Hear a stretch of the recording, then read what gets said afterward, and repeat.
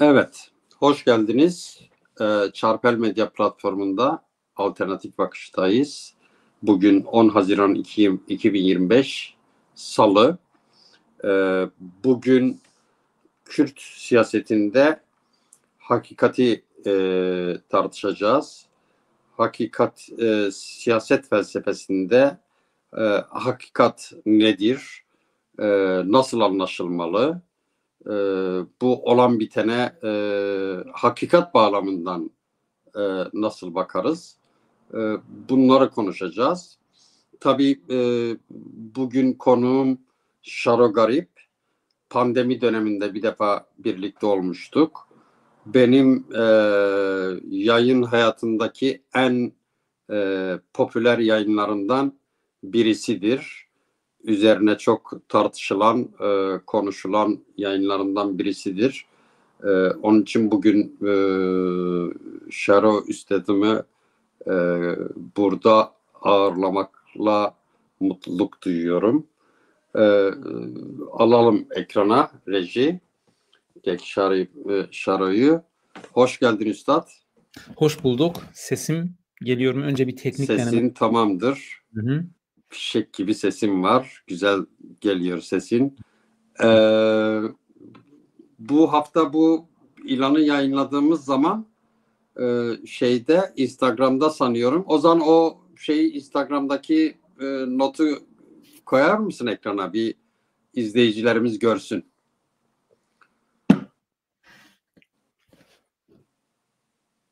Evet. Ne yazıyor? Sebastian isimli bir arkadaş diyor ki merhaba. Lütfen sorularınızı kısa tutun. Şaro Garip'e daha fazla konuşma şansı verin. Saygılarımla diyor. Böyle bir uyarı da var.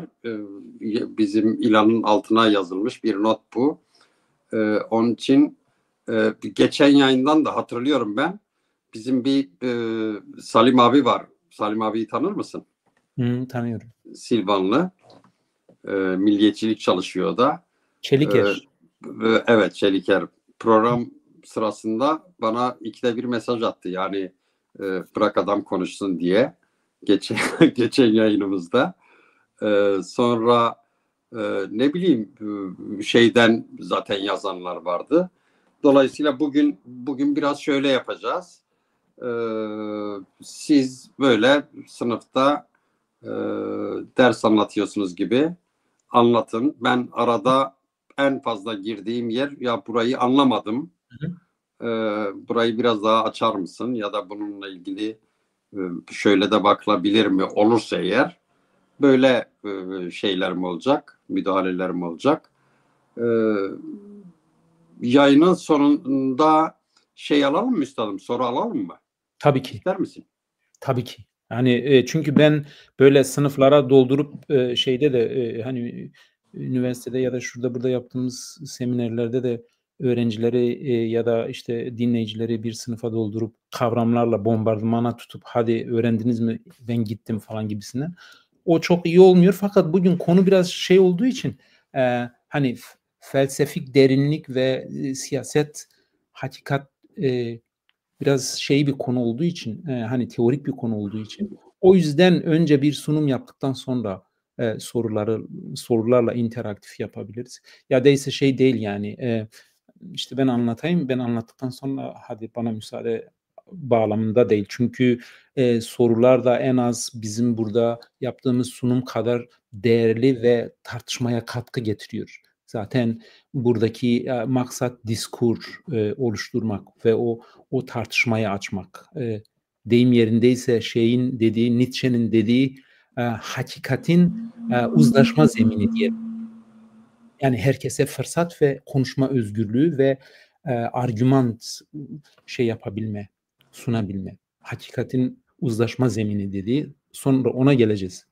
Buyurun. Peki. Üstadım bu hakikat tartışmasında yani siyaset felsefesinde hani Foucault'un yaklaşımları var. Althusser'in var. Nedir o İtalyanların Prensini yazan Machiavelli'nin var. Nietzsche'nin dediğin gibi var. Böyle bunlardan senin öne çıkardığın birisi var mı? Evet, var. Önerebileceğin. Bu Evet, arada Hannah böyle Arendt'in, entelektüel şeyimiz için de bir katkı olsun. evet. Sonra başlayalım. Sonra onu belki linklerini yollarım. Daha çok Almanca. Sanırım Hannah Arendt'i Türkçe'ye de çevirmişler. Arendt'in. Diğer tekstler mesela Nietzsche'nin 1878 miydi? Hatırlamıyorum. Etik dışı, yani ahlak tartışmasının dışında yalan ve hakikat üzerine yazdığı bir tekst var. Biliyorsunuz Nietzsche özgürlük ve hakikatle çok şeydir, çok ilişkilidir. Ve o konuda çok tutarlıdır kendi tartışmalarında. Onun var direkt yalan ve hakikat üzerine ama moral çerçevenin dışında çıkarak. Bir de Hannah Arendt'ın hakikat ve siyaset ilişkisi ve yalanlar üzerine uygulamalı yaptığı. Onunkisi daha anlaşılır. Çünkü diğer filozofların mesela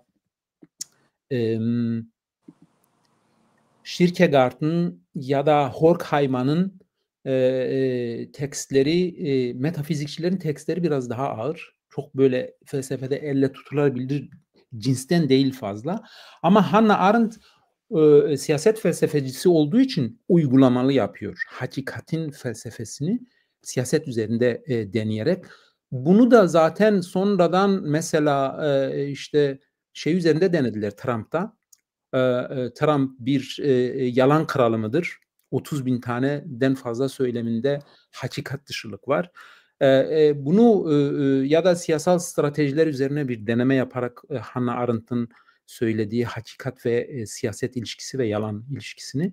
Bunun üzerine tabii ki felsefeciler bir şey teori söyler. Bu da bunun uygulaması var. O yüzden Hannah Arendt'ın teksti anlaşılabilir bir teksttir. Peki. Ve Horkheimer'ın da teksti gene o bağlamda Nietzsche'nin, sizin dediğiniz gibi tabii ki sadece bunlar değil. Onun dışında da Foucault'un evet. Yani sosyal bilimcilerin neredeyse tamamı hakikatle şöyle ya da böyle, eğer adaletle şey yapacaksa, adaletle uğraşacaksa, siyaset tartışıyorsa bir de. Evet, siyaset tartışıyorsa şöyle ya da böyle, bu hakikat ve siyaset ilişkisine değmeden geçemez.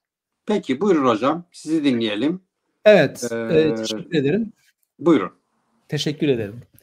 Şimdi bu şeyin hikayesini sana söylemiştim sanırım Seyda. Hani bizi dinleyenler de şey olsun, hikayesini öğrensin. Ben bunun üzerine bir yazı denemesi yapıyordum. 3 ay, 4 aydır bu işle uğraşıyorum. Normalde yazıyı bitirmeden konuşmuyorum. Yani ekran karşısına çıkmak da pek haz ettiğim bir şey de değil. O yüzden önce tekst çıkar, sonra tekstin üzerine eğer ki eleştiri gelirse, işte bilmem tartışma olursa ona hazırım. Ama bu sefer bir şey istisna yapıp evet dedim. Yani tamam, şimdi tekst çok uzayacak. 3 aylık bir hazırlığım vardı. Bunun nedeni de tabii ki Orta Doğu'da bir kaos durumu var ve bu kaosun tam ortasında, bu kasırganın tam ortasında Kürtler duruyor. Dolayısıyla biz bu kaosun ortasında Max Weber'in dediği gibi önce olayı bir anlamamız gerekiyor. Son dönemlerde yapılan bütün tartışmalarda elimizde doğru dürüst aslında veri yokken Türk basını, Kürt basını ve diğerleri neredeyse veri olmadan spekülasyon üzerine, tahmin üzerine analizler yapılıyor. Bunun çok sağlıklı olduğunu düşünmüyorum tabii ki. O yüzden fazla işe girmek istemiyorum. Girmek istemedim de. Çünkü elimizde veri olmadan biz sadece spekülasyonlar yapabiliriz, tahminler yapabiliriz. Orta Doğu'da biliyorsunuz değişen bir toplum sosyolojisi vardı. Yani Orta Doğu'da yeni kuşakların tüketim kalıpları, yaşam tarzları, eğitimleri, iletişimleri, iletişim teknikleri, bunların hepsi değişti. Fakat Orta Doğu'da eski yönetici sınıflar bir türlü o totaliter ve otoriter rejimlerden vazgeçmediler. Yani diyorsunuz halkla yönetimler arasında bir şey mi var? Peki. Kesinlikle. Yani halk, yöneticiler, hani babadan oğula bile geçse, yeni yönetime gelenler de eski paradigmalarla, eski felsefe ve düşüncelerle, yönetim tarzıyla yürütmeye devam ettiler.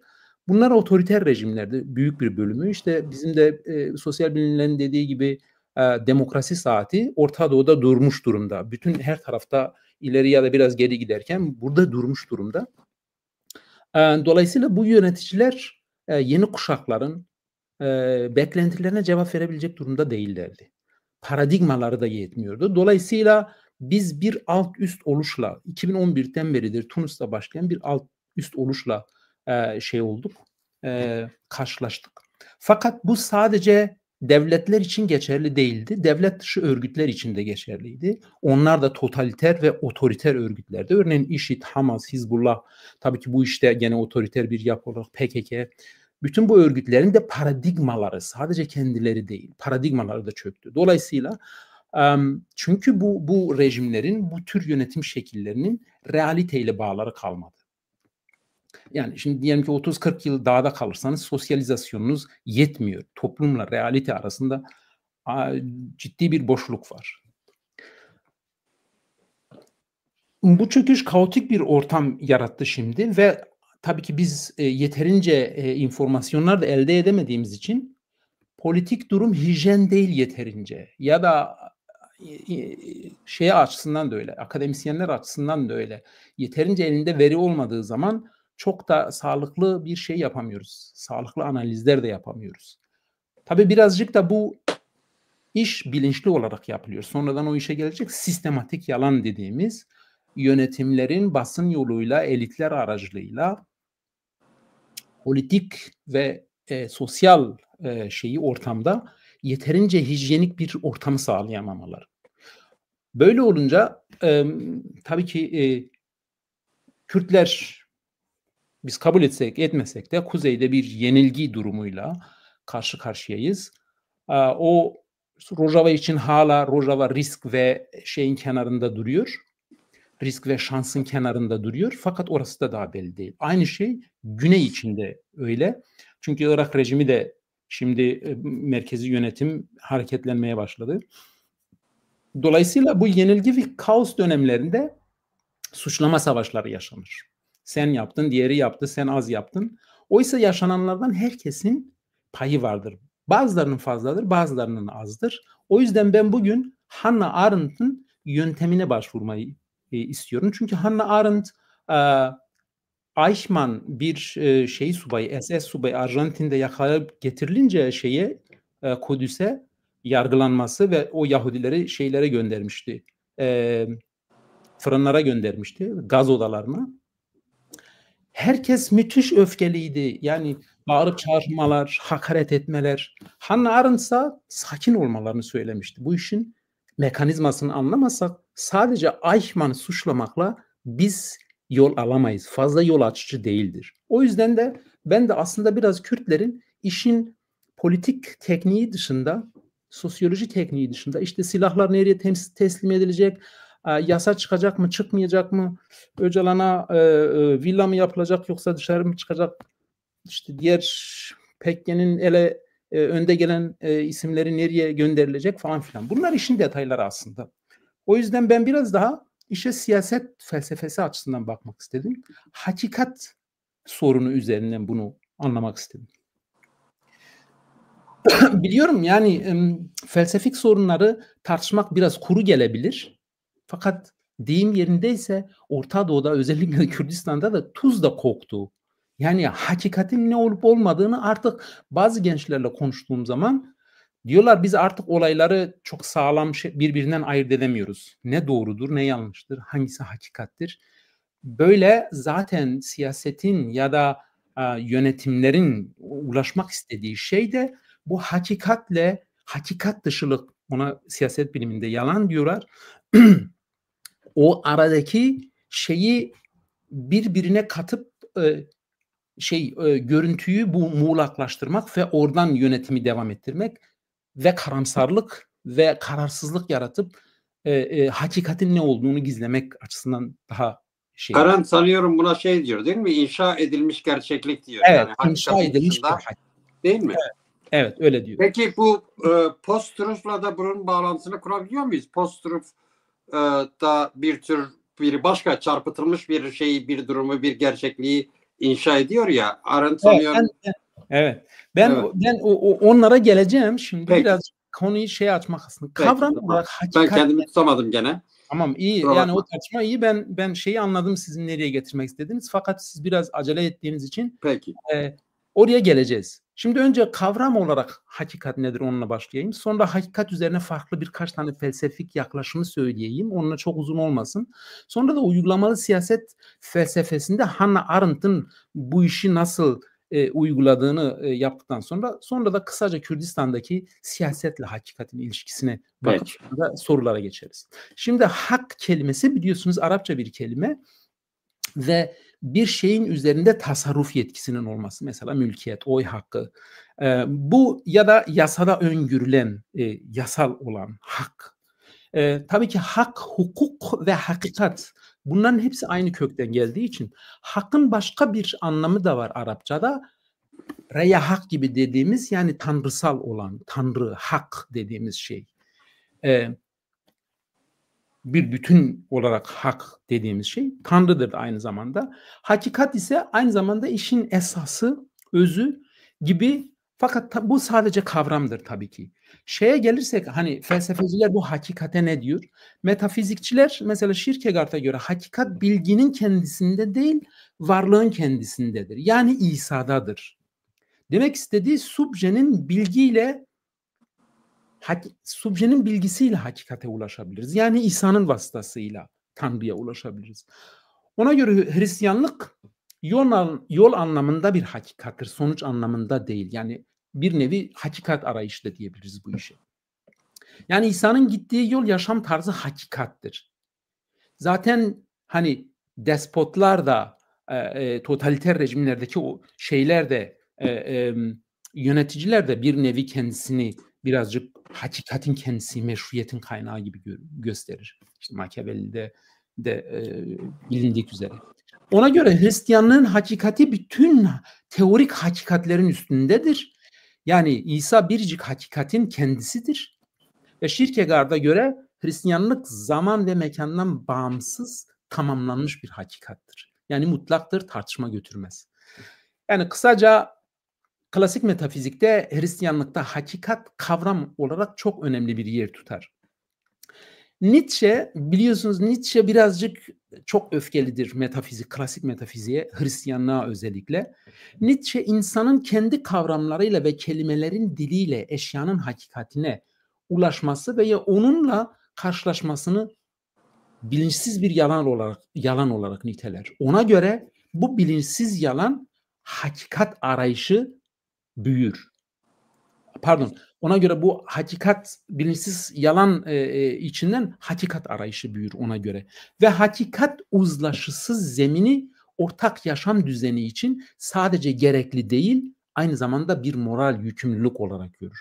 Ben de bugün zaten hani bir akademisyen olarak, bilgiyle uğraşan biri olarak bunun, hakikatle uğraşmanın ve bunu da Kürdistan şeyinde bazında bunu bir yükümlülük olarak görüyorum. Çünkü gençler bize sordukları zaman, ya bu konuda neyi düşünüyorsunuz? Kafamız çok karışık dediği zaman, ben de bunu bir yükümlülük, moral bir yükümlülük olarak görüyorum. Ona göre yani mesela biz bu hakikat uzlaşmasının zemini nedir diyebiliriz. Ona göre ancak hakikatin uzlaşma zemini diyor. Hakikat ile yalan ayrımına imkan sağlar. Diyeceksiniz ki bu zemin nedir? Bu zemini mesela şeffaflık ve kontrol olarak alabiliriz. 2, özgürlük ortamı. Özgürlük olmadan bunu tecrübe etmemiz mümkün değil. Yani ifade özgürlüğü, basın bilimi özgürlüğü ya da uzmanlardan oluşan hakikat komisyonu da olabilir. Tarafsız mesela. Bazı ölüm olaylarında bu şey oluyor. Böyle uzlaşma. Ya da işte diyelim ki Türkiye'de kayıplar olduğu zaman hakikatin komisyonu oluşturulabiliyor. Hakikat komisyonları.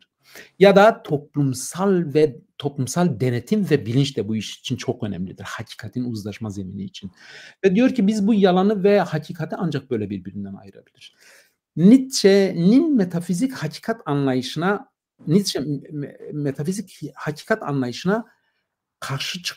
şiddetle karşı çıktığını biz çok iyi biliyoruz.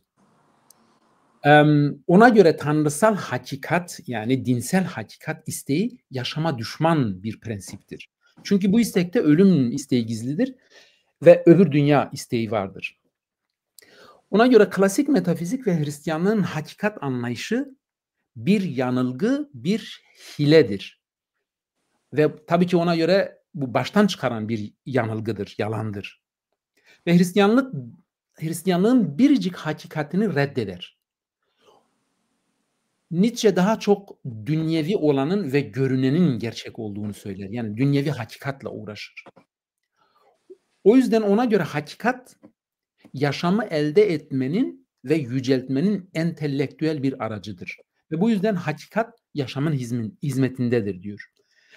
Hakikat aynı zamanda ona göre güce ulaşma isteğidir. Bu gücü sadece egemenlik olarak algılamamak lazım. Örneğin eğer ki bilgi gücünüz varsa zehirli mantarları yemezsiniz ve dolayısıyla da o bildiğiniz bilgi gücüyle yaşamda tutunma şansınız daha fazla olur. Fakat aynı zamanda Hristiyanlıktaki dinsel hakikate ise yani dünyevi olan değil de Hristiyanlığın dinsel hakikati olan güce ulaşma isteği olarak tanımlıyor. Yani egemenliğe ve hükmetmeye.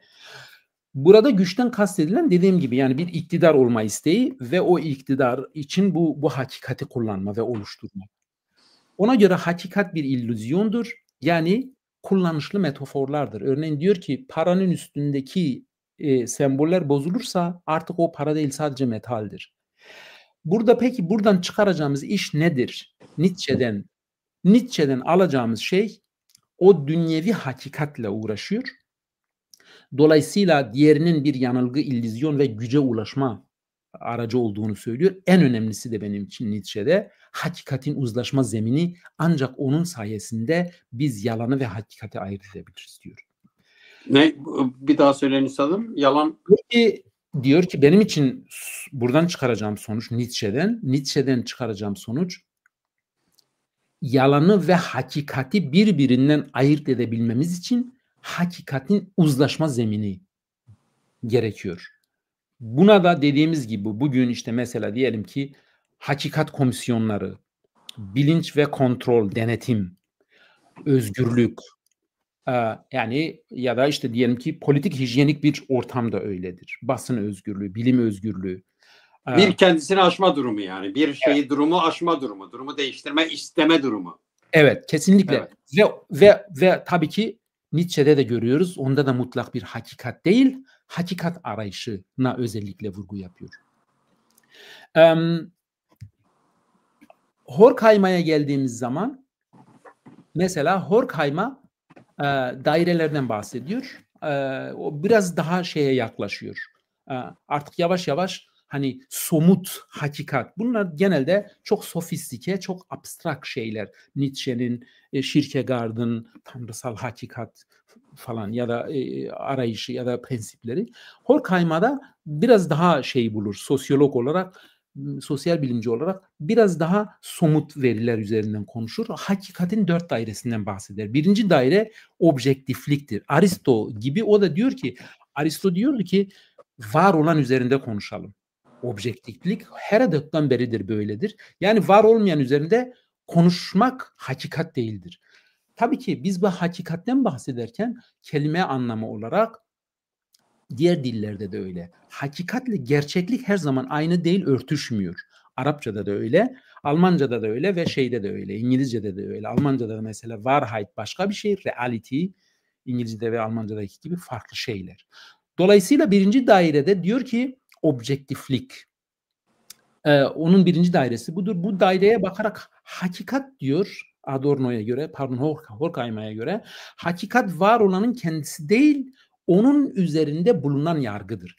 O diyor ki objeler vardır ve subjeler vardır. Bizim objeyi algılama, görme ve onu betimleme, onun üzerinde yargıda bulunmamız hakikattir. Objenin kendisinin hiçbir şeyden haberi yok. Dolayısıyla bu aradaki ilişkiye bu subjektiflik ve objektiflik ilkesine dayanarak açıklıyor. Horkheim'a gerçekliğin yani eşyanın ve kanunlarının gerçekliğiyle yargıların örtüşmesine hakikat diyor. Yani mesela çokça duyarız değil mi? Benim bakış açıma göre ben hiç de bu toplumsal hareketi böyle değerlendirmiyorum. Bakış açıma göre. Herkesin milyonlarca o zaman bakış açısı var. O zaman hakikat ne? İşte onun tanımına göre diyor ki bizim yargılarımız toplumsal gerçeklerle ya da eşyanın tabiatıyla örtüştüğü sürece bu bir hakikattir ve tabii ki sorulan soru da şudur, uyum nedir o zaman? Ama Horkheimer'ın bahsettiği, sonra Hannah Arendt'ın da söylediği, Hannah Arendt kamusal tartışmadaki alana çok da hakikat demez ve çok yaklaşır. Çok temkinli yaklaşır. Horkheimer'ın bahsettiği yargıya varma herhangi bir kişisel ya da kamusal yargıdan bahsetmiyor. Daha çok felsefik bir yargıdan bahsediyor ve onu kastediyor. Sistematik, kendi içinde tutarlı, tekrarlandığında aynı sonuçları veren, yani bir bakıma bilimsel bir yargıdan bahsediyor. Mesela ben sokakta giderken birdenbire ağrım başladı. Ben zannediyorum ki herhangi bir yerim ağrıyor. Oysa ki bunu ancak daha sistematik, bu işin uzmanı anlayabilir hastalığın ne olduğunu. Ya da bir adam ölmüşse bunun mesela biri diyebilir ki bana göre bu adam öldürülmüş, bana göre boğulmuş, bana göre zehirlenmiş. Biz adli tıptan otopsi gelmeden bizim onu kendi bakış açılarımızla, işte bana göre böyle, diğerine göre böyle. İşte Horkheimer'la Hannah Arendt hakikate bakarken benim senin dediğin değil, bu işin de kendine has kendi içinde bir sistematiği var. İkinci daire Horkheimer'a göre tamamlanmamış süreç olarak hakikat. Ona göre değişen dünyada hiçbir zaman hakikat şey değildir. Tamamlanmış mutlak bir şey değildir. Aynen şey gibi, Nietzsche gibi, o da mutlak olana inanmaz. Daha çok diyalektik olana inanıyor ve dogmatik düşünceyi reddeder. Üçüncü daire hakikat ve çıkar ilişkisi.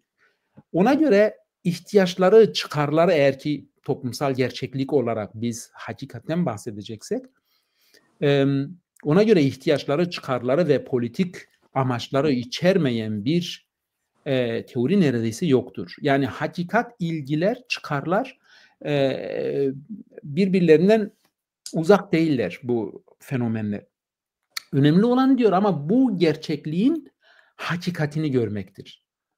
Buna çok kısa bir örnek vereyim. Sadece hani sırf şey olması açısından, sonradan birazcık bu Kürdistan'da tartışılan son gelişmeler çerçevesinde. Örneğin Öcalan bunu Kürtler söz konusu olunca ignore ediyor. Nasıl ignore ediyor? Göz ardı ediyor. Yani sanki farklı toplumların, farklı ulusların çıkarları yokmuş gibi Kürtler için mutlak ve kutsal olan hedefler belirliyor. Ahlaka dayalı, demokratik, komünal ya da kardeşlik gibi bir hukuk. Halbuki bütün ulusların, şimdi Orta Doğu'da yapılan bütün müzakereler, bütün yeni oluşumlar halbuki çıkarlar üzerine inşa edilen ilgiler, çıkarlar ve bunlar o kadar hakikatten uzak değil. Son daire ise onun için, Horkheimer için Tanrı ve hakikat. Metafizikte hakikat mutlaktır dedik ve değişmez. Ayrıca biz olmasak da hakikat var onlara göre. Olmaya da devam edecektir. Horkheimer'da diyalektik düşünür ve bunu reddeder. Son olarak hep derslerinde şunu tekrarlamış.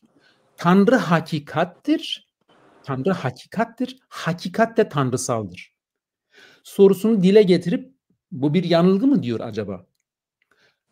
Buradan çıkaracağımız sonuç daha çok Adorno'nun diyalektik düşündüğünü, ilgi çıkardan uzak düşünmediğini, farklılaşabileceğini, hakikatin bunlar üzerinde duruyor. Ve de çok boyutlu tartışmasını istiyor. Sadece bir boyuttan değil. Klasik felsefeciler birazcık sadece prensipler üzerinden tartıştığı için biraz daha elle tutulur duruma geliyor. Marx'a bir iki kelimeyle değinmeden geçemeyeceğim. Çünkü özellikle hakikat konusundaki tartışmada ideolojiye vurgusu önemlidir Karl Marx'ın. Çünkü günümüzdeki ideolojiler de modern din görevi ya da fonksiyonu görüyor neredeyse. Marx ideolojiyi camera obscura olarak, yani gerçekliğin ters yüz, gerçekliğin ideoloji vasıtasıyla tabii ki ters yüz edilmesinden bahsediyor. Bu kamera obscura dediği şey, bir oda düşünün. Bir duvarından küçük bir delik açıyorsunuz. Güneş var. Güneş o deliğe giriyor fakat duvarla o delikle şey arasında ışık arasında bir ağaç varsa, herhangi bir cisim varsa, o cismi siz o içeride tersinden görüyorsunuz. Sanırım şey kameraları, film kameraları değil de fotoğraf makinelerinin de bu ilkeden ilkin yola çıkarak şey yapmışlar. Gelelim Hannah Arendt'a. Hannah Arendt hakikat ve yalan üzerinde çok net şeyler söyler. Nietzsche gibi doğrudan doğruya sorduğu ilk soru hakikat nedir? Ve şeye başvuruyor, Leibniz'e başvuruyor. Leibniz'te hakikat kategorileri var. Yani elle tutulur şeyleri söylüyor. Matematiksel hakikat, felsefik hakikat, maddi gerçekliğin hakikati ve akli ya da mantıksal hakikatler diye kategorilerde başvuruyor. Arendt bu hakikatlerin bazılarının mutlak geçerlilik arz eden bir karaktere sahip olduğunu ve bunların despotik olduğunu söylüyor. Örneğin matematiksel bir hakikatin, yani bir üçgenin iç açılarının toplamı 180'dir diyor. Ben inanmıyorum, benim bakış açıma göredir, şöyledir, böyledir. Bu böyle değil diyor. Yani sizin inancınıza göre değişecek bir keyfiyet değil. Siz bunlara mecbursunuz, bu hakikate. Dünya mesela bilimsel hakikat içinde dünya güneşin etrafında dönüyor. Bu da bilimsel bir hakikat. Felsefe hakikat içinde mesela diyor ki kendine yapılmasını istemediğin şeyi başkasına yapmama gerçeğidir. Maddi gerçekliğin hakikati ise mesela toplumsal bir gerçeklik olarak Ağustos 1914'te Birinci Dünya Savaşı'nda diyor Alman ordusu Belçika'yı işgal etti. Siz yok bana göre Almanlar işgal etmedi, orası kendi toprağıydı falan, bunu ters etme şeyine, lüksüne sahip değilsiniz diyor. Bunlar diyor inanıp inanmama gibi bir lüksünüz yok. Sizi mecbur kılan hakikatlerdir. Yani maddi gerçekliğin hakikat. Kürtler vardır. Sizin onları, ben inanmıyorum onların bir halk olduğuna deme şeyiniz, lüksünüz yok. Bunlar sizi mecbur kılan maddi gerçekliklerin hakikatidir diyor. Örneğin yer çekimi sizi mecbur kılan bir hakikattir ve despotiktir bu hakikat diyor. Örneğin bir şeyh uçakta size dese ki kendi müritine Allah istese yer çekimini ortadan kaldırır. Ben bir dua okuyayım, istersen at kendini yere. Tepe üstü çakılır. Hakikati bile tecrübe etmeden çakılır. Dolayısıyla bu hakikatlerin despotikliği bizim hani kamusal tartışmada, diskurda benim görüşüme göre, benim bakış açıma göre bunlar o kadar da şey değil, değişen şeyler değil. Sonradan şeye geleceğim ama hani o zaman düşünce nerede kalıyor? Yani düşünceyi burada ya da kamusal alandaki tartışmayı burada çok temkinli yaklaşıyor. Çünkü diyor ki bizim düşüncelerimiz ön yargı, illüzyon, yanılgılarla doludur. Mesela işte ben geldim, adam yerde yatıyor. Adam boğularak mı ölmüş, zehirlenerek mi ölmüş, kalp krizi mi geçirmiş? Benim bakış açıma göre olmuyor. Onu adli tıptan bulabilirsin. O yüzden şeye hani o hakikat tartışmasında çok da şeye hani bütün kamu diyor ki bu adam kalp krizinden ölmüş. Çok öyle değil. Yani bu maddi gerçeklik, bilimsel hakikatler tartışma götürmeyen despotik karakterlere sahipler bazıları. Geçerlilik iddiasında olanlar. O Arendt hakikatle mesela siyaset ilişkisini çok problemli buluyor. Örneğin biz hakikatle bilim ilişkisini biliyoruz. Hani ispatlarsınız ve karşı tez yoksa siz dersiniz ki hani bu hakikattir. Hukuk ilişkisi de anlamada kolaydır. Biz katilin kim olduğunu ortaya hakikati çıkarmak zorundasınız. Ama siyasette böyle değil. Siyasette çıkarlar ve egemenlik söz konusu olduğu için hakikati ortadan kaldırma, maddi gerçekliği ortadan kaldırma ve yalan söyleme deyim yerindeyse mümkündür yeni bir hakikati oluşturma. Yani Nietzsche ve Arendt'in deyimiyle hakikat dışılık siyasette devreye giriyor. Çünkü güç, egemenlik ve çıkar ilişkilerinden dolayı. Elbette siyaset de bir politik araç olarak aklın hakikatini kullanır. Yani siyaset zemininde aklın hakikati alanına müdahale eder ama. Yani maddi gerçekliğin ve maddi gerçekliğin hakikatinin alanına müdahale eder. Çünkü egemenliğini devam ettirmek istiyorsa bunu yapıyor. Ama diyeceksiniz ki siyaset böyle bir şey zaten. Hayır. Hannah Arendt diyor ki siyaset de hakikat üzerine inşa edilmelidir. Arendt maddi gerçekliğin hakikatini burada siyaset alanında çok fazla tehlikededir. Yani maddi gerçekliğin hakikati nedir? İşte diyelim ki bir dil var. Bu maddi bir gerçekliktir. Maddi gerçekliğin hakikati de bunun ismi işte Kürtçedir. Maddi hakikat nedir? İşte Yahudiler yaşıyor İkinci Dünya Savaşı'nda ve bunlar gaz odalarına dolduruluyor. Bu bir maddi gerçekliktir. Bu inkara gelmeyecek bir maddi gerçekliktir. Fakat siz hayır bunlar olmadı deyip kendi düşüncenizi maddi gerçekliğin yerine koyduğunuz zaman o artık hakikat dışılık oluyor. O siz aklın yoluyla bir hakikat üretmeye çabalıyorsunuz. Ve bu bir eylemdir diyor ve bu bir yalandır. Arendt maddi gerçekliğin hakikati siyaset alanında çok tehlikededir diyor. Hatta ağır müdahaleler bu maddi gerçekliğin kendisini bir daha dönmemecesine ortadan kaldırır diyor. Çoğu zaman tarih yazıcılığı zaten böyle yapıyor. İşte Ermeni soykırımıdır, işte Kürtlere yapılan soykırım, Yahudilere yapılan soykırım ya da bunun dışında birazdan örnekler vereceğim. Sovyetler Birliği'nde gelişen tarih yazıcılığı neler döndü. Bu maddi gerçekler diyor ki bir defa kaybolursa hiçbir fikri, zihni ve ruhi kuvvet ve çaba bunu geri getirmez. Fakat aklımızla bu maddi gerçekliğin hakikatini bulabiliriz. Mesela işte diyelim ki bir etnik grubu yok ettiniz. Fakat bunun hakikatini ortadan kaldırmak çok da kolay değil. Çünkü hakikat ısrarcıdır diyor. Mutlaka ortaya çıkmaya çalışıyor. Tabii ki maddi gerçeklik ortadan kaldırılsa bile dediğimiz gibi hani bu ihtimal var. Su yüzüne çıkabilir. Soykırımın örneklerinde görüldüğü gibi. Siyasetin yaptığı şey maddi gerçekliğin hakikatinin yerine aklın hakikatini geçirmeye çalışıyor. Yani kendi düşüncesini, kendi tasarısını. Bunu niye yapıyor? Eğer maddi gerçekliğin hakikati bir devletin ya da siyasi grubun çıkarlarıyla çelişirse bu gerçeklik ve hakikat ile savaşmaya başlar ve konuşulmasını istemez.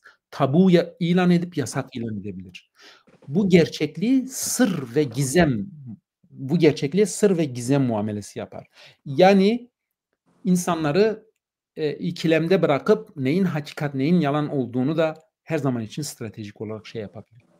Tabii buna hani buna sonradan işte siyaset sanatı da diyorlar. Hani direkt yalan söylediğin zaman hakaret gibi de anlaşılıyor.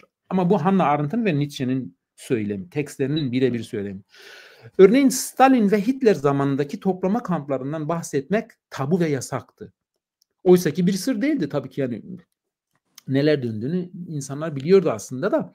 Siyaset burada maddi gerçekliğin yerine kendi düşüncesini koyar ve onun aklın hakikati olarak sunar. Yani böyle bir soykırım yok, böyle bir insan yakan fırınlar falan da yok diyorlardı. Kendi düşüncesinde bunu yapıyor ama maddi gerçekliğin kendisi o değildi. Burada söylemek istediğim şey Arendt'ın da dediği gibi kişisel görüşlerle hakikat aynı şey değil. Oysa bu diskurda çokça kullanılır işte dediğim gibi benim bakışıma göre deyip inkara girişebilirsiniz. Çoğu zaman benim bakışıma göre Yahudiler soykırıma uğramadı deyip geçebilirsiniz. Fakat bu hakikati ortadan kaldırmıyor.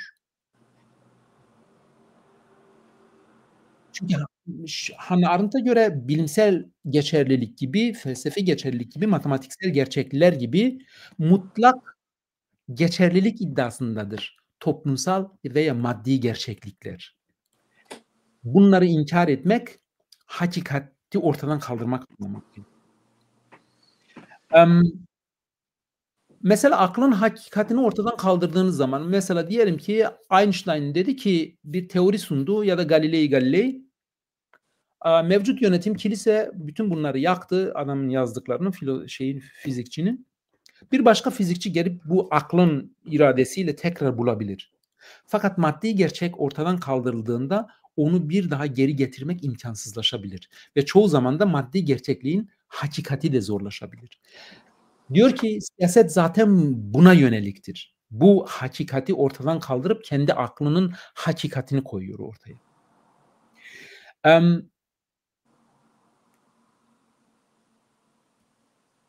Ben şeyi hani hakikat buysa karşıtı ne? Hakikatin karşıtına hakikat dışılık ya da hakikat olmayana bilimde işte yanılgı deniliyor. Felsefede illüzyon deniliyor. Siyasette ise hakikat dışılığa organize yalan diyorlar. Bu benim kavramım değil. Hannah Arendt'ların, siyaset bilimcilerin ve felsefecilerin söylediği şey. Tabii ki yalan sadece demagogların değil, aynı zamanda devlet adamlarının, ideologların, politikacıların her şeyden önce de bilinç endüstrisinin sıklıkla başvurduğu bir araçtır. Kısacası yani yalan bir siyaset tekniğidir aynı zamanda. Dediğim gibi buna işte konuşma sanatı diyorlar. Fakat filozoflar böyle diyor.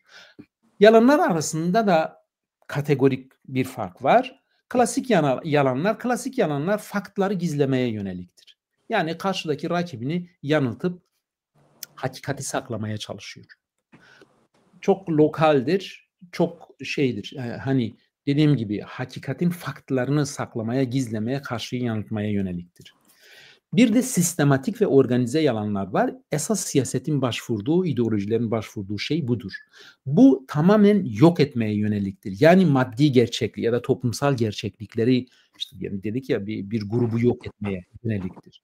Bir de şeffaf yalanlar var. Hani herkes biliyor, iyilik için yapılıyor. Şimdi bunlara birkaç örnek verelim. Hannah Arendt politik yani sistematik yalanları potansiyel olarak çok tehlikeli bulur. Diyor ki bu yalanlar şiddet içerir ve genele yani kamusal alana yöneliktir, yok etmeye yöneliktir. Organize yalanlar politik tartışma zemininin katılımını radikal bir şiddet uygulayarak saldırır. Bir de eğer maddi gerçekliğin inkarı ya da yok edilmesi mümkün değilse o zaman da Nelson'un deyimiyle yani diyelim ki Kürtler var mesela işte Cumhuriyet'in başlangıcında Kürtler yoktu deniliyordu. Hani bu yalan ortaya çıkınca bu sefer de daha rafine olan bir hani evet bu maddi gerçekliği ortadan kaldıramıyorsun ama Nelson'un dediği gibi jeopardizing of history, fact and reality yani tarihin faktlarını ve gerçekliğini ucuzlatma konseptine başvuruyorsun. Bu ucuzlatma konseptine son perspektifte de rastladık bir kültürün nasıl ucuzlatıldığını.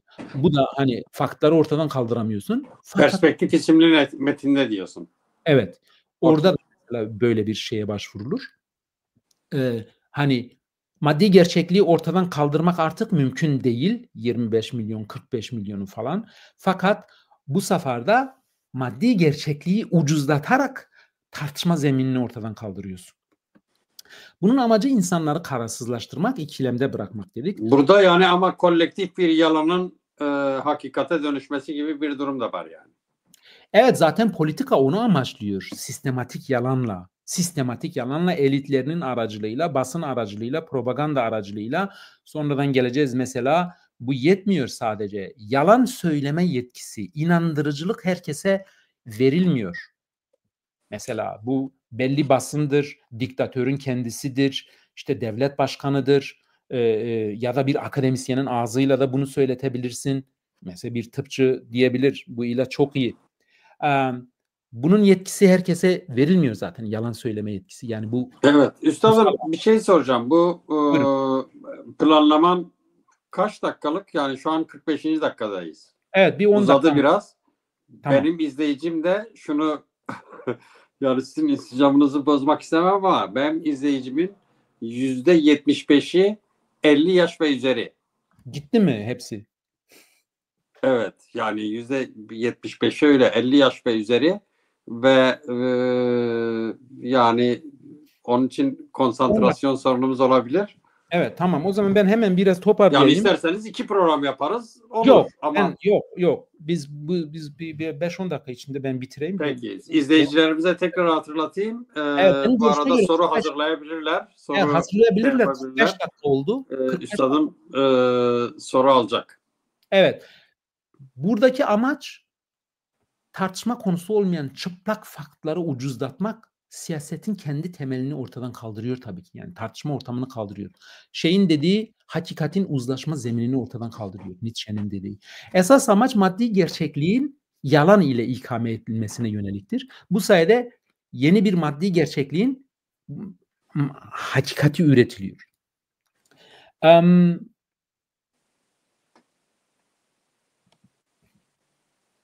Hannah Arendt'in çarpıcı örneklerinden birkaç alıntı yapayım örneğin. Sistematik yalan nasıl yapılıyor? Örneğin Nazi rejimi Yahudilerin kötülüğün başı ve komplocu, Yahudileri kötülüğün başı ve komplocu ilan etmişti.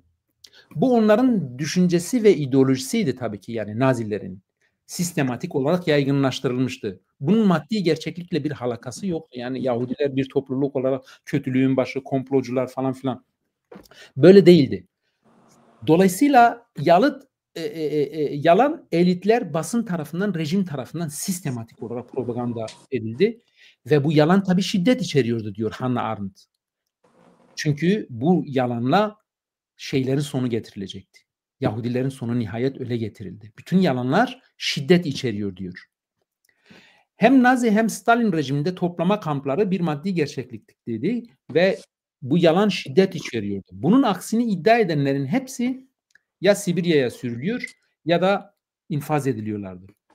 Dedik ya işte Kürtçe'de Türkiye Cumhuriyeti kurulurken Kürtçe diye bir yol yoktu, dil yoktur. Bu bir yalandı ve bu yalan şiddet içeriyordu. Dolayısıyla Kürtler bir şiddet gördü. Şeffaf yalanlarsa hani örnek olsun diye, yani piyasada işte hakikat mi yalan mı söyleniyor, nedir bu keşmekeş içinde?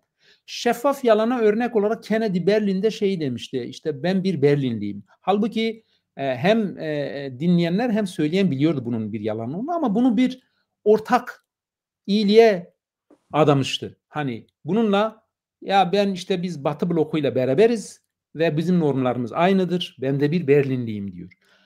Bana göre kısa dönemde her ne kadar politik faydalar getirse de uzun dönemde bütün yalanlar yıkıcıdır ve topluma zarar verir. Yani sen iyilik adına yapsan bile bu yalanlar. İşte Kürtlere diyorlar ya işte biz kardeşiz. Aynı şeyi hani söylemi de biyolojik olarak herkes biliyor, Kürt Türk kardeş olmadıklarını, ama bunu ortak iyilik için yaptıklarını söylüyorlar. İdeolojik bir hedefe şey yapıyor. Ya da şeffaf yalan olarak Tuncer Bakıran şey demişti. Sırrı Süreyya Önder'in cenazesinde sana söz veriyorum Fırat Marmara'ya akacak. Bunun olması mümkün değil. Hani bu çok gözü karaca tabii ki, yani Kennedy'nin söylediğinden çok daha vahim bir durum. Yani bütün Mezopotamya'yı kurutsa bile o Marmara'ya akılacak, ortak iyilik, kardeşlik için. Bunu işte dediğim gibi herkes biliyor aslında böyle bir şeyin olmayacağını. Ama bu önemli bir diskur. Yani bu imagination yoluyla bir dünya yaratıyor yani. Çok Evet. önemli bir şey. Evet. Bir de hani dedik ya rafine yalanlar var. Nelson'dan bahsetmiştim. Maddi ya da toplumsal gerçekliği ya da hakikatini tamamen ortadan kaldıramıyorsunuz. Mümkün değil, elinizde değil. Ucuzlatıyorsunuz. İşte dedim perspektifte şöyle bir şey var. Kürt dili işlevsiz bir dildir. Öcalan'ın partisinin kongresine sunduğu. Kürtlerin kültürü bir kültür kalıntısıdır. Çöplüktür. Hani yok edemediğin toplumsal gerçekliği, maddi gerçekliği ucuzlatarak maddi gerçekliğin hakikatini ortadan kaldırıyorsun. Bu tartışmadan da uzaklaştırıyorsun bu sebeple. Elbette burada da bir şiddet var. Yani hani dedik ya, yalan şeye göre, Arendt'a göre yalan şiddet içeriyor. Çünkü yalan şiddet içermezse hakikat ortaya çıkacak ve bu yüzden hakikati ortaya çıkaracak her şeye şiddet uygulayacaktır. Ve elbette bu tür bir hani ucuzlatma da olsa, bilmem maddi gerçekliğin inkarı da olsa bir şiddet içeriyor. Bir epistemolojik ve kültürel bir şiddet içeriyor. Bu tabii ki sömürgeciliğin aynı zamanda içselleştirildiği anlamına da geliyor. Yani aslında ırkçı, kültür soykırımcı bir söylem. O yüzden şiddet içeriyor. Mesela aynı şeyi Afrikalı ülkelerin dili üzerine, kültürü içinde söylendi. Dediler ki medeniyet dışıdır, insanla hayvan arası bir varlıktır, çalılık insanı, çalı insanı dediler vesaire. Ama bu aynı söylem hani bir de hani prensipler, maddi, hakikat her tarafta aynı geçerliliğe sahip olacaksa örneğin Türk, Alman, Fransız, Arap, İspanyol dili veya kültürü için bunu söyleyemezsiniz. Söylediğiniz andan itibaren sağdan soldan en değme entelektüeller sizleri yerden yere vurur bilim adına. Ama şimdi biz bunu görmüyoruz yani mesela. Sonuç olarak şöyle diyebilirim. Bir hakikat krizi var. Niye? Çünkü yalan hakikatin yerine ikame edilemez. Hakikatin yerini dolduramaz. Yani siz isteseniz de dolduramazsınız.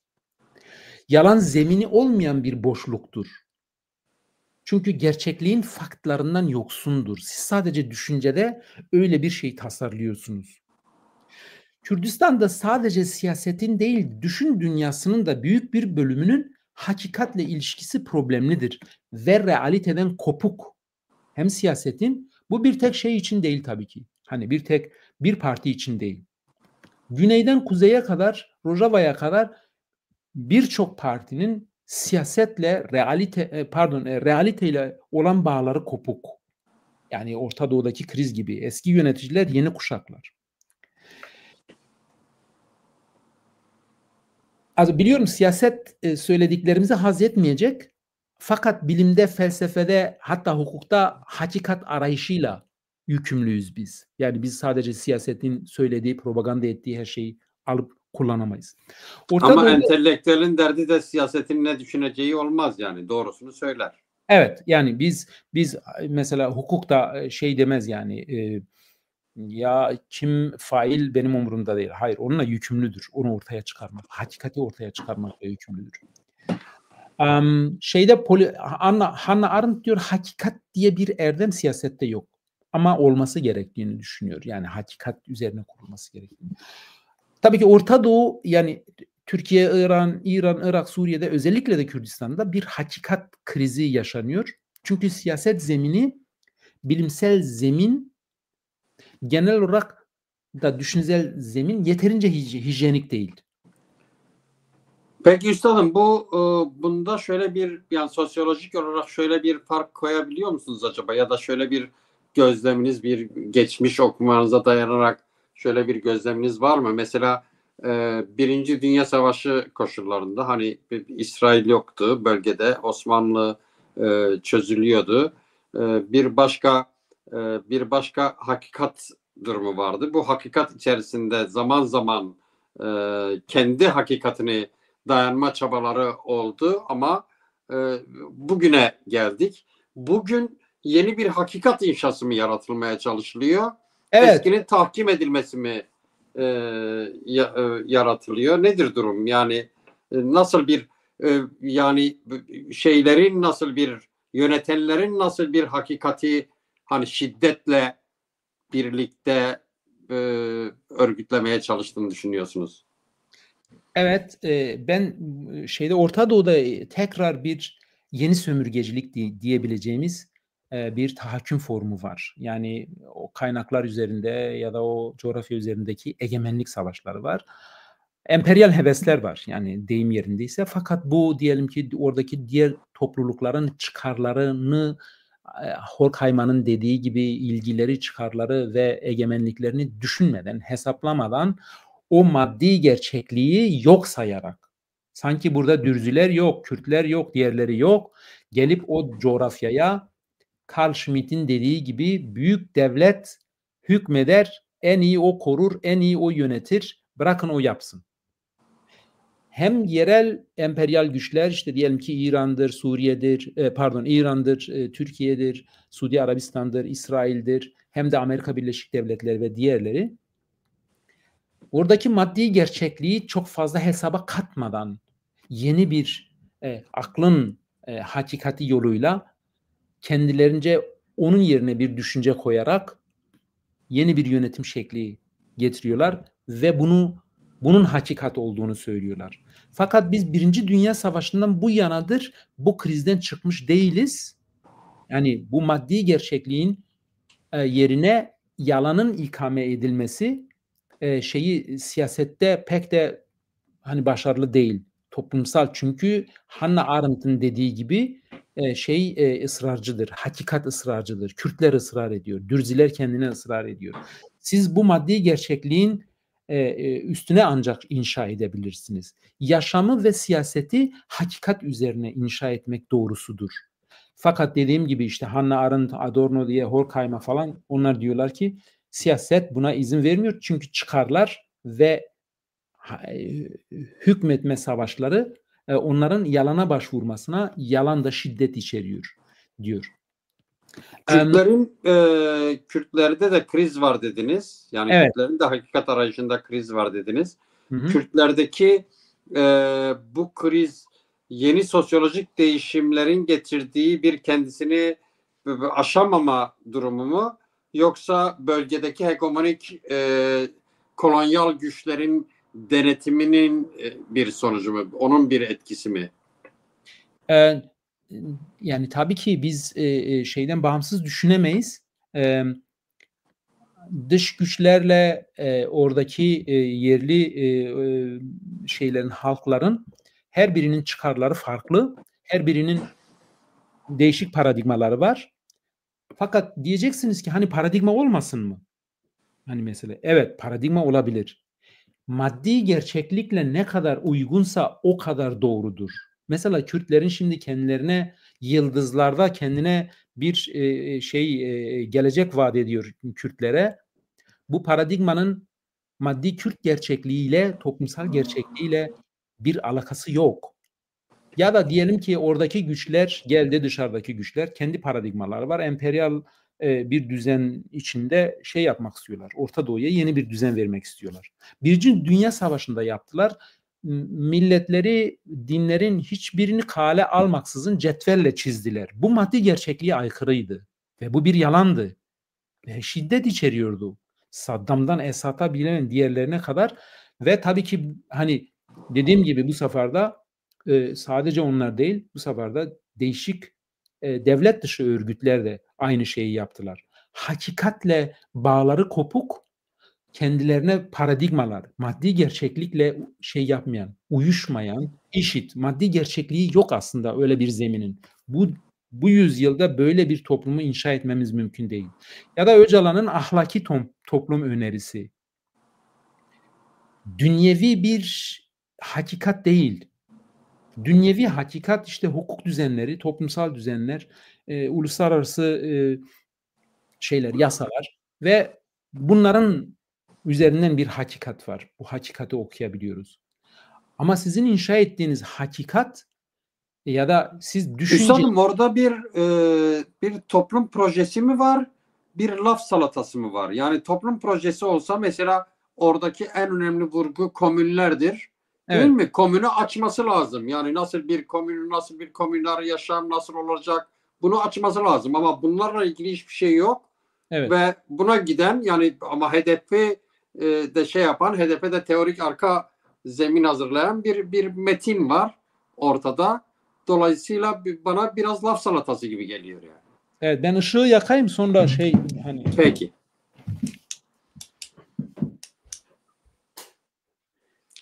Bir de bu Mirzazade diye bir arkadaşımız var. Mirzazade.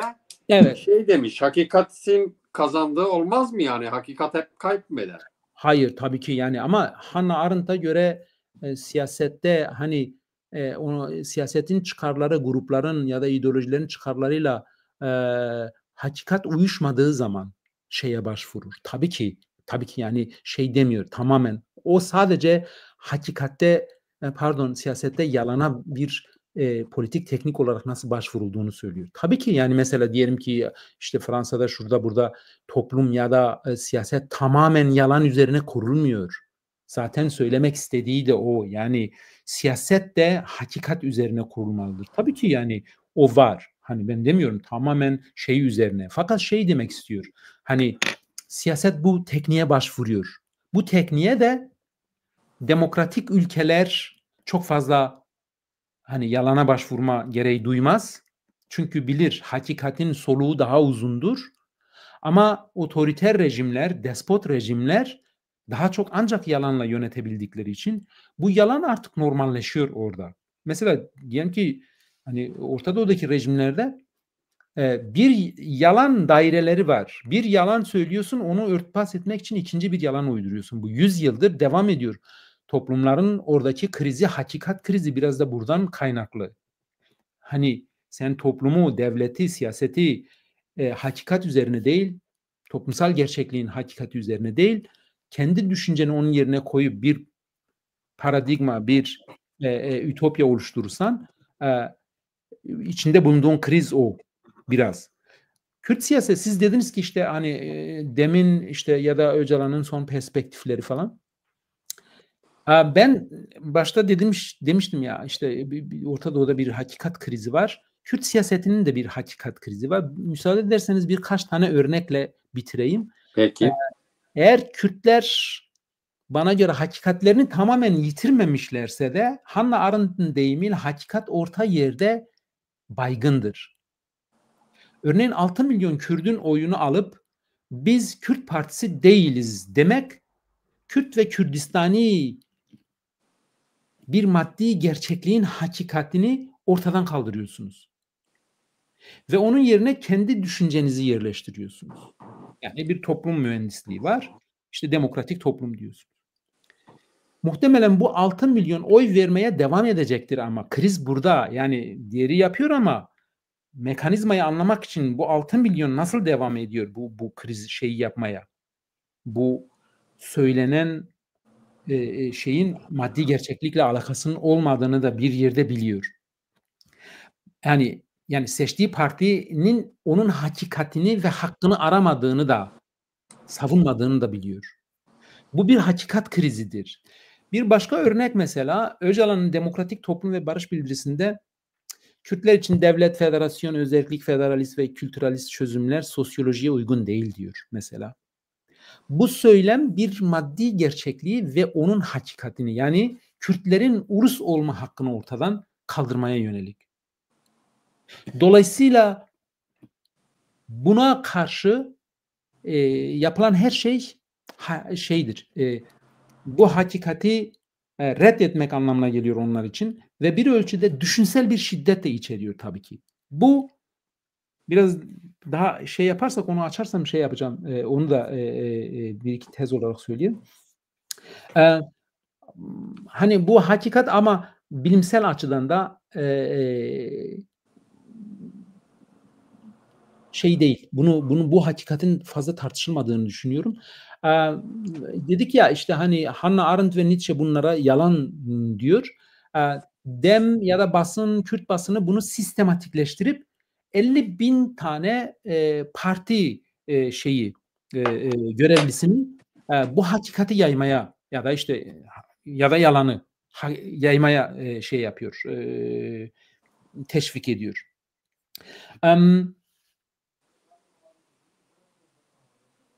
Mesela raporda perspektifte Öcalan'ın kendi partisine sunduğu perspektifteki hakikatle olan ilişkisi de çok problemli. Öcalan ve PKK Kongresi'nin raporları Kürdistan tarihi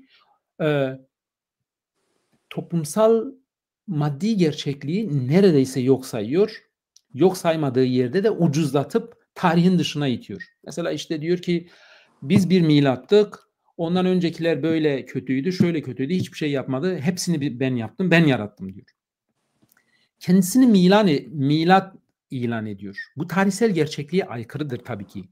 Ama Öcalan kendi paradigmasında öncelikle tabii ki Kürtler için bunu öneriyor. Maddi gerçeklik zeminin üzerinde değil. Realiteden uzak kendisinin tasarladığı bir toplum formu var. Yani ahlaki toplum ya da komün. Kendisi bu cemaatin kurucu lideri ve norm koyucusu, yasa koyucu. Yani kurucu önderlik bu ahlaki toplumun meşruiyet kaynağı. Yani buradan meşruiyet yaratıyor. Dolayısıyla biriciktir, benzersiz ve kusursuz hakikatin kendisidir. bu öğreti bir dünyevi hakikat değil. Nietzsche olsaydı kesinlikle şiddetle karşı çıkacaktı bu böyle bir söyleme. Dolayısıyla Hristiyanlıkta rahipler şey yapıyordu ya, tanrısal hakikat vardır, tartışılmazdır. O da İsa'da şekillenmiştir, biriciktir ve hakikidir. Onun üzerine tartışılamaz. Onun çizgisinden çıkan herkes sapkın ve kaçkındır. Biraz hakikat krizi derken hakikatten uzaklaşmış siyasetin şeyini buralarda arıyorum. Yani kutsal yasayı çiğneyen herkes günahkardır. Bu bir düşünce monopolü yaratıyor ve bu düşünce monopolü aynı zamanda epistemolojik bir şiddettir. Mesela orada da şey diyorlar. Bundan sonra içeriye dönük mücadelemiz devam edecek. Onu da geçen gün sanırım gene çok açık söylediler. Kürt milliyetçiliği diyor mesela. Ben şeyi şöyle bitireyim. Sanırım fazla uzadı. Hannah Arendt'tan bir alıntıyla bitireyim. Belki de real siyaseti daha fazla açıklayıcıdır. Diyor ki totaliter rejimler resmi ideoloji sürekli ve sistematik olarak aşılanır ve bu ideolojilerden asla sapmaya izin verilmez. Totaliter rejimlerin esası baskı aracı, totaliter rejimlerin esas baskı aracı diyor, içeriden hakim olma ve düşünceyi terörize etmektir. Siz eğer bir kutsal yasa, kutsal kurucu önder, kutsal bilmem neyi hepsini kutsarsanız hakikatin uzlaşmaz zemini ortadan kalkıyor ya da şeyin dediği gibi totaliter rejimler bu düşünceyi terörize için yapabilirler. Benim kendi son söyleyeceğim şey şudur. Yalan normalleşmemeli. Hakikat dışılık. Hannah Arendt siyasetinde mesela hakikat üzerine kurulmasını önerirken bence hakeza toplumun kendisi de yaşam da hakikat üzerine kurulmalı ve yalanlar üzerine kurulan sistemler toplumlar feci felaketler yaşadılar. Mesela işte Stalin rejimi, Hitler rejimi, IŞİD'in devlet denemesi, Saddam'dır, Esad'dır. Bütün Orta Doğu felaketle karşılaştı. Çünkü yalan hakikatin yerine ve toplumsal gerçeğin yerine ikame edilebilecek bir şey değil. Biz istesek de istemesek de 45 milyondan fazla geniş bir coğrafyada Kürtler ve ülkeleri bir maddi gerçeklik olarak var. Buna istediğimiz ismi verebilirsiniz, inkar edebilirsiniz. Fakat Kürt ve Kürdistan hakikatini değiştiremez bu. Bu hani bu benim bakış açımla olabilecek bir iş değil. Senin bakış açın. Zira işte dedik ya hakikatler ısrarcıdır ve eğer samanlık dolusu bir yalan, hani bir samanlık dolusu yalanı sadece bir hakikat kıvılcımı bile hepsi yakıp kül edebilir. O yüzden bizim yapabileceğimiz iş şeydir. Hakikat arayışını çok daha fazla üstüne varmaktır. Ya değilse hangi siyaset olursa olsun, ister devletlerin, isterse örgütlerin, isterse ideolojilerin ya da teorilerin, biz bu hakikat arayışıyla yükümlüyüz. Aslında sadece akademisyenler değil, herkes aslında bununla yükümlüdür. Teşekkür ederim. Kusura bakmayın, biraz fazla uzadı. Ben teşekkür ederim üstadım. Benim izlediğim kadarıyla soru yok. Soru soran yok. Arkadaşlar böyle biraz huşu içinde dinlediler. Ozan, yanlış değilim değil mi? Soru yok Ozan. Bana bir not at. Evet. Ben şöyle bir soru sorabilirim üstadım. Şimdi bu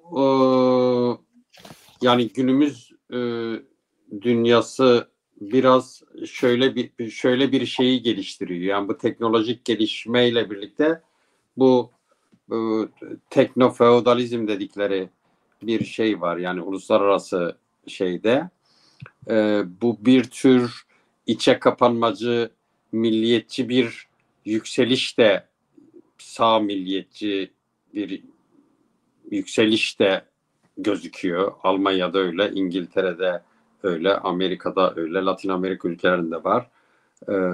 Fransa'da gelişen var. Zaten İtalya'da iktidardalar. Var, Macaristan var. Polonya'da sanıyorum öyle bir şey oldu. Hı. Yeni yönetim öyle. Şimdi böyle bir dalga gelişiyor. Bu yani sosyolojik olarak Kürtler için neyi ifade eder? Kürtlerde de bir milliyetçi kabarış var aslında. Evet, var. Değil mi? Bu bir Evet. milliyetçi kabarış var.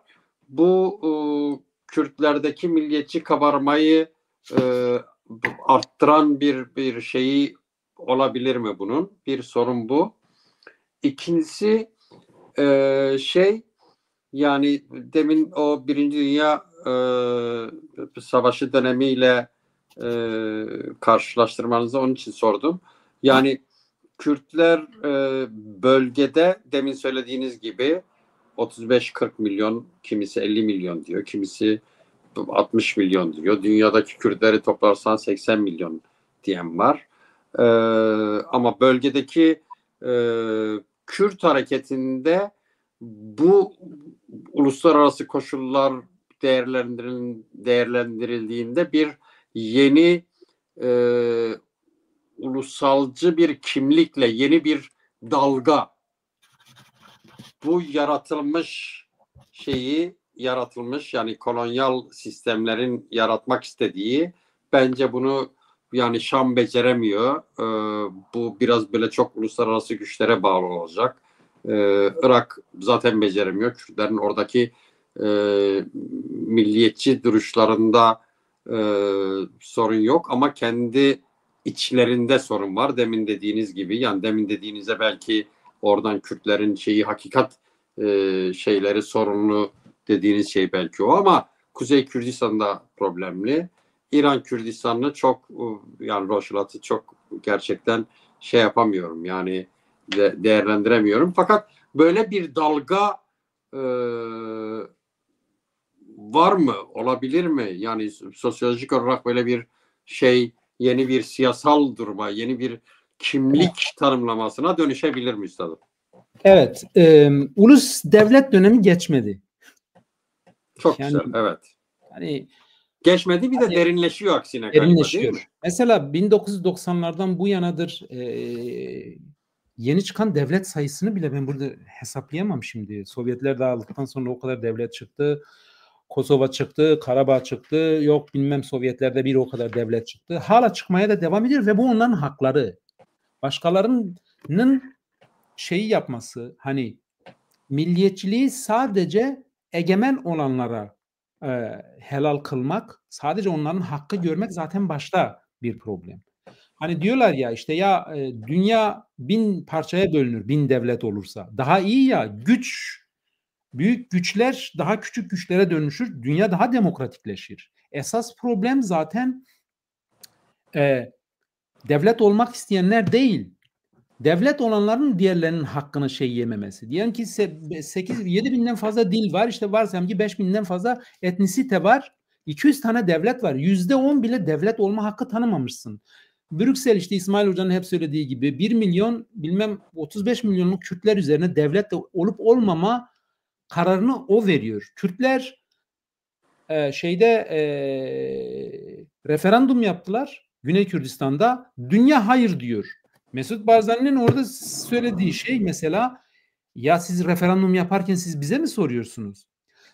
Ama sizin dediğiniz genel bu yükseliş hani ulus dönemi bitmemiştir. Kimse devletinden de ulusundan da kültüründen de vazgeçip komüne geçmiyor. Bu böyle bir şey değil. Bu bir hayal zaten. Milliyetçiliklerin gelişmesinin bir de uluslar kriz dönemlerinde kendi kimliklerinden korkarlar. Travma mesela, diyelim ki Avrupa Birliği dağılırsa biz ne olacağız diyebilir. Küçük Brüksel ya da Norveç ya da İsveç ya da İsviçre. Bu onların gayet doğal hakkıdır. Hani bir koruma refleksi. İkincisi kültürlerini korumaları. Siz tekno-feodalizm ve sağ milliyetçi yükselişten bahsettiniz. Şimdi sağ milliyetçi yükseliş yayılmacı ve ırkçı. Fakat Belucilerin kendi kültürlerini yaşatmak için devlet olma hakkı istemeleri ve bir milliyet etrafında toplanmaları, işte milliyetçilik tamamıyla kötüdür. Almanya'daki sağ yükseliyor, buradaki sağ da. Bunu aynı kefeye koymak büyük bir haksızlıktır. Hani hakikat değil. Çünkü buradaki sağ milliyetçilik saldırgandır, yıkıcıdır. Oradaki kurucu kendini korumak refleksiyle korumacıdır, yayılmacı ve yok edici değil. Dolayısıyla da hani Kürtlerin de ya da diğerlerinin de yeminle hep ben milliyetçi değilim demesi Kürtler için şey yapılan hani şaşırtma, yol şaşırtma, hedef şaşırtmaya yöneliktir. Diğerleri de öyle. Mesela Alman ulusuna, Alman devletine kimse bir şey söylemiyor. Mesela diyorsunuz ki biz ulus devlete karşıyız. Halbuki Türk ulus devletine karşı değilsin. Arap ulus devletlerine de karşı değilsin. Kastettiğiniz şey sadece Kürt ulus devletidir. Bu yüzden de Kürtlerin kendi içindeki problemleri ama bir tane değil. Kendi hakikatleriyle çok yüzleşmediler. Mesela işte PKK'nın şeyi, bu son şeyi, biz ulusal kurtuluş istemiyoruz. Öyle bir davamız da kalmadı. Biz devlet de istemiyoruz. Federasyon kültür de istemiyoruz. Fakat hakikatin tamamı bu değil. Aynı şeyi Kemal Burkay ben Kürt milliyetçilerini bozguna uğrattım dedi. Ya senin bozguna uğratacak başka şeyin kalmadı mı milliyetçilerin? Bu hakikaten yani akıllara durgunluk verecek düzeydedir. Yani Arap milliyetçilerini bozguna uğrat, yerlerini bozguna uğrat, diğer İsveç'teki aşırı örgütleri yani diyelim ki Öcalan Kürt milliyetçilerine diyor ki mücadele alanımız onlar olacak. Sen daha önce bozguna uğratmışsın. Ya da Güney'e gelelim. Güney'de bu perspektife sen zannedersin davul zurnayla yaklaşıyor. Halbuki bu perspektifte diyor ki bu Irak, Suriye için de geçerli olacak. Madem bu perspektifi çok şey yaptınız, çok sevdiniz, o zaman siz kendinizi feshedip silahlarınızı merkezi devlete verip gidip şey yapacaksınız. Kültürel hakları da istemeyeceksiniz. Dolayısıyla Kürtlerin kendi akıllarının bir şeyi var. Kendi ulus hakikatiyle bir problemleri var. Çok net değiller.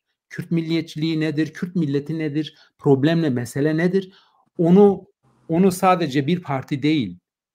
Şimdiye kadar Kürt kimliğinin sağlam zeminler üzerine oturtulamamasının nedenleri sokaktaki insanlar değil, onlar yeterince destek veriyor. Siyasetin kendisi bu alanda problemli. Hannah Arendt'in deyimiyle. Hakikatle olan ilişkisi, çıkar, ilgi, ideolojik tasarı, bütün bunlarla ilgilidir. Dolayısıyla hani bütün milliyetçilikleri aynı kefeye koyup onda da bunun yerine kardeşlik hukukunu koyuyorsunuz. Dünyada böyle bir hukuk yok. Mesela. Böyle bir hukuk yok. Medeni hukuk var, suç hukuku var, ceza hukuku var, borç hukuku var. Hepsi var ama kardeş hukuku ne? O ne anlama geliyor? Eğer ki öyle bir hukuk varsa diyelim ki hakikaten bu hukukun da şey olması gerekiyor. Bütün dünya ve bütün insanlar, uluslar için aynı geçerliliğe sahip olması gerekiyor. Eğer ki Kıbrıs'ta diyelim ki Türkler orada kardeş hukuku varsa o zaman Türkiye'de Kürtler için çözüm Kıbrıs çözümü olmalı. Yani kardeşlik hukuku bunu gerektiriyorsa Kıbrıs için neyse bunu yapalım. Yani ulus dönemi geçmiş değil. Colani için devlet şeyidir, iyidir. Ama Kürtler için kötüdür. Bunun bir Kıbrıs için iyidir, Filistin için iyidir. Dem Parti'nin tüzüğünde var. Filistin için devlet istiyorum. Aynı Dem Parti Kürtlerden 6 milyon oy alıyor. Kürtlere biz özellik de istemiyoruz diyor. Bu bir kriz, bu bir hakikat krizi, bu büyük sistematik bir yalan. O zaman aynısını Filistin için de söylemelisin. Bir de işte indiriyorsunuz diyelim ki şeye, diyorsunuz ki çözüm ne? Çözüm komün ve belediye içinde. Ama bu bir ulus devlet içindeki. Aynı hakikatle biz dedik işte kuzeyde Öcalan, Burkay, güneyde diğerleri hani maaşı cebinden ödüyor. Maaş kesildiği zaman diyor ki devlet yıkılacak. Maaşını da kendin ödeyemiyorsan yani bu işi o devlet zaten ayakta kalmaz. Şey için de öyle. Rojava'nın da kısık sesle federasyon istediğini düşünüyorum. çok kısık sesle, alttan gelen bir baskıya dayanamadıkları için öyle diyorlar. Ya değilse ben ondan pek emin değilim şeyi istediklerinden. Mesela hani Yani bu anlaşıldığı kadarıyla bir yeni Osmanlıcı bir evet, anlayış var. evet, evet. Onun Kürt, üzerinden Arap, anlaşılmış. Evet, Kürt, Arap, evet, Türk ittifakı deniyor ama evet, Türklerin hami olacağı zaten evet. İbrahim Kalın'la Öğrenmiş. demin Evet, kimin bir röportajıydı okudum. Yani Kürtlerin, Arapların hamisi olacağız diyor. evet, Bir bayrağı Libya'ya dikmiş, bir bayrağı Filistin'e dikecek, bir evet, bayrağı Halep'le Şam'a dikecek, bir bayrağı evet, da Kerkük'e dikecek. evet, Diğer taraftan da Kosova'ya dikecek bir evet, bayrak. Böyle bir tahayyülü var. Böyle bir hakikat yaratma arayışı var. Bu hakikat evet, yaratma arayışında Öcalan'ı yanlarına aldılar. evet. Öyle diyorlar. Evet, yani böyle bir durum var ve bu durum bence tutmaz günümüz koşullarında. Şimdi bu durumun tabii hani çok rizikolu bir durum. Ben de hani böyle söylenmesine rağmen bundan kasıt tabii ki Türkiye'nin sınırlarını Kerkük'e kadar ya da Selanik'e kadar eski misak milli diyorlar ya işte Kosova'ya Hayır, kadar yani sınırdan kasıt da hegemonik sınır. Yani hegemonik. Evet. belki fiili olarak şey olmayabilir, Fiili asker olarak değil. Evet. götürmeyebilir. Evet. Onu bile Hegemonya. evet hegemonyayı da şöyle düşünüyor. Diyor ki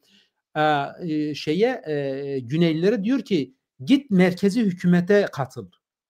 İşte benim şeyi anlamadığım taraf o. Yani değilse hani dedik ya bu kaos döneminde herkes bir suçlu arıyor. Halbuki müşterek bu iş. Kuzeydeki diğer partiler de çok fazla yüksek sesle ne istiyorsunuz? Hangi hakkı istiyorsunuz? Pek söyledikleri bir şey yok. Güney de öyle. Eğer ki yeni Osmanlıcılığı kabul etmişseniz ki hani şimdilik sanki davul zurnayla karşılıyorlar. Ama Türkiye şeyden korkuyor yani mesela 50 milyon Kürdü bu devletin içine almayı Birinci Dünya Savaşı'nda da bir e, optimal en uygun coğrafya büyüklüğü olarak tahayyül etmediler. Çünkü o zaman kendileri azınlığa düşecekler ve Kürtler ilelebet böyle tutunamazlar. Ama onların istediği şey Hazmedemezler diyorsun. Yani azmedemezler. O kaldıramaz, o güçleri yok. Ama istedikleri şey üzerinden Orta Doğu'da bir hegemonik güç olmak istiyorlar ve bunu da güçleri yok aslında ekonomik olarak. En küçük lokma, en kolay lokma olarak Kürtleri görüyorlar. Onları da diyorlar ki işte Rojava gitsin Jolani ile merkezi hükümete katılsın, kendini feshetsin. Güneyde kendini orada feshetsin. Burada aslında istedikleri Kürtlerin kendini feshetmesi. Böyle bir şey istiyorlar. Fakat buna bazı son dönemlerde işte bilim adamları da, felsefeciler de, Zizek mesela işte ne kadar büyük bir perspektifi varmış, ne kadar büyük bir modelmiş. Zizek'in yani onlar da aynı hani bilimsel hakikate şey yapıyorlar. Bilimsel hakikatle oynamak derler buna. Bir bilimsel şey yok ortada, öyle bir hakikat yok. Mesela 90'lı yıllarda sanırım Zizek İstanbul'a gelmişti. Hürriyet Gazetesi'ne verdiği bir demeçte şey demişti. Kürtler için en iyisi eski Osmanlı türünden bir yönetimle Türklere katılmalı. O zaman ben Zizek'e derim Türkler, Osmanlılar Viyana önlerine kadar geldi. Madem yeni Osmanlıcılık hevesleri var, ne duruyorsunuz? Gidin katılın. Badu de öyle diyor işte ne evet. bileyim büyük bir şeymiş, modelmiş falan filan. Bütün bunların hepsi derslerini verdikten sonra gidiyor Ljubljana'da en güzel kahvede dondurmasını yiyor, serinliyor. Kürtlere de diyor ki he komün çok iyi bir şeymiş. Ya da şeyde de öyle bir konferansta da öyle yapmıştı Zizek gene. İşte ne iyi savaşıyorsunuz. Ama Peki arkadaşımızın bir sorusu var. evet Diyor ki bağımsız Birleşik Kürdistan istemek rasyonel mi? Hakikat ile ilişkisi nedir? bir bağımsız Birleşik Kürdistan evet eğer jeopolitik durum ona uygun olursa tabii ki bu bir haktır. Başta dedik ya hakikatle hak ve hukuk aynı kelimenin kökenidir. Yani sizin kendi ülkenizin üzerindeki egemenlik hakkınız, sizin hakkınızdır. Bunun da birleşmesi gene sizin hakkınızdır. Ama realite buna ne kadar uygundur? Sanırım Ümit Özdağ demişti. Gücün varsa olursun, alırsın. Diyor ki gücün varsa sen devlet olursun, alırsın benden ama vermiyorum. Ama Kürtlerin hak arayışında, hak savunmasında dik durması gerekiyor. Yani Kürdistan'ın yerine bir komün koyup, demokratik toplum koyup hakikati şey yapamazsınız. Yalanla Zaten bu rasyonel mi sorusu, tabii bu Rojing arkadaştan bağımsız, onu tenzih ederek söylüyorum. Yani rasyonel mi sorusu kolonyalizmin sordurduğu bir sorudur aslında. evet. Yani Evet. bunu istiyorsunuz, rasyonel mi? Diliniz rasyonel mi? O kadar Evet, zorlanacaksınız. evet. Yani Zaten yeni durum da şeyde Orta Doğu'da yeni kolonyalizm diyebileceğimiz bir durum var. Yani İran işte tahakküm alanlarını genişletmek istiyor, Türkiye genişletmek istiyor, İsrail genişletmek istiyor. Evet, bu soru öyle bir sorudur. Zaten o yüzden de Birleşmiş Milletler de, onların çıtası da kantarı da hilelidir. Çünkü Birleşmiş Milletler de alkışlamıştı Öcalan'ın perspektif şeyini, bildirgesini, ilk bildirgesini, kültürel haklar istemiyoruz. Aslında bu bir insan haklarına hakarettir ve suçtur. Yani bir hak istememek. evet. Ve bence bu bir hakikatin sadece Kürtlerin haysiyetsizleştirilmesi değil.